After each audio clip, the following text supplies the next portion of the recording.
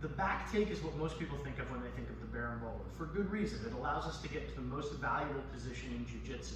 Part of the reason that this is so effective, especially if you're good at inverting, is that you use a position your opponent is unfamiliar with to access a really, really strategically advantageous position for you.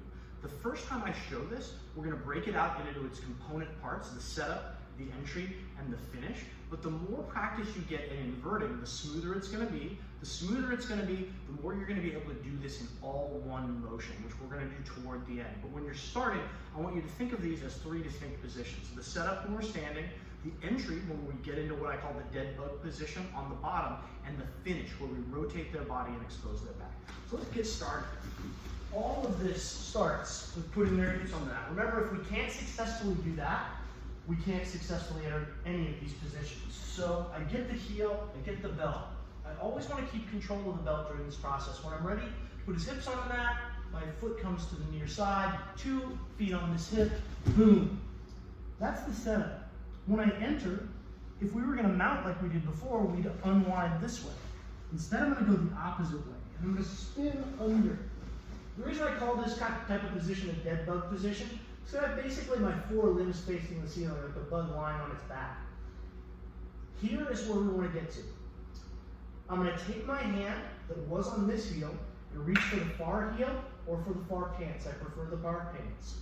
This leg, my near side leg, in this case my top leg, the closest one to the ceiling, is going to go knee pit to knee pit on his leg, and this hand is going to continue to take the belt. I'm going to use these 3 tools to rotate him up, exposing his back. So I'm going to kick with this leg, push with this hand, and guide myself using my belt grip to take the back. You notice that I'm conscious to keep my bottom hook here. Once I get to this position, now I can let go of the belt and start to attack the neck. I want to attack the neck because the first thing Jesse's going to do is he's going to defend his neck, right? If you're defending against the choke, you're not going to think about escaping, and that's when I can set my seat belt, start to work for my hook, or whatever type of back control I want.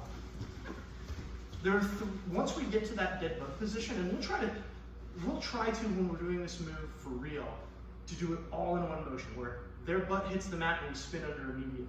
But for now, break it out into those 3 component parts: setup, entry, and finish. It'll help you understand the mechanics of the position and make it much smoother in the long run. So let's do it a few more times. Outside hook, heel grip, belt grip. Again, we could do this with the collar or the sleeve. It's fine either way. I'm going to put his hips on the mat. As I do so, I'm going to rotate under. I always think about, now, here's the thing. The tighter I am to him, the better, because it's going to give me the ability to control it a lot more easily. I always tell people to think about sniffing the back of their knee, because if I'm out here and I try to rotate him, it's not going to work as well, right? So if I fully invert and like get my head into the back of his knee, it's going to work a lot easier. So there's 3 rotational forces. Any one of them should be enough. The first one, I'm going to kick with this leg to rotate him. The second, I'm going to grab these pants, which is going to rotate his top leg. And you see this belt grip? I'm never giving this up. The reason for that is I can push his hip, which not only helps me move him, helps me to move myself into a position where this hook can stay in place as the bottom hook. Once we have this, now we can start working for our seatbelt grip. So I'm going to do that one more time at speed because momentum is important. And part of why it's important to know these 3 base options for the Berimbolo is there are basically 3 ways your body can go. Your body can pop right up, in which case you're on top passing. Your body can uncoil one way, which leads you to the mount, or your body can uncoil the other way, inverting and spinning underneath it. What option your partner gives you is going to depend on their reaction. It's also going to depend on your choice. But when we do this now, I'm going to ask Jesse, as soon as his butt hits the mat, he's going to try to pop up. And you'll see that when he tries to pop up, which a lot of people will do, that's going to expose his back. So I'm not going to go over the details this time. I'm just going to do the move, and you're going to see how it can look. So I'm here, grabbing, boom, boom. You see how when he sits up, if his back's on the mat, I can't be on his back. But a lot of people, their innate reaction to being swept is, my butt's on the mat, I gotta get up. That means I can get on his back. Now, if he knows what's coming with the Berimbolo, a lot of times he'll glue his back to the mat. And that's where we are gonna end up in a position where we wind up taking the mount. So that's how it looks at speed.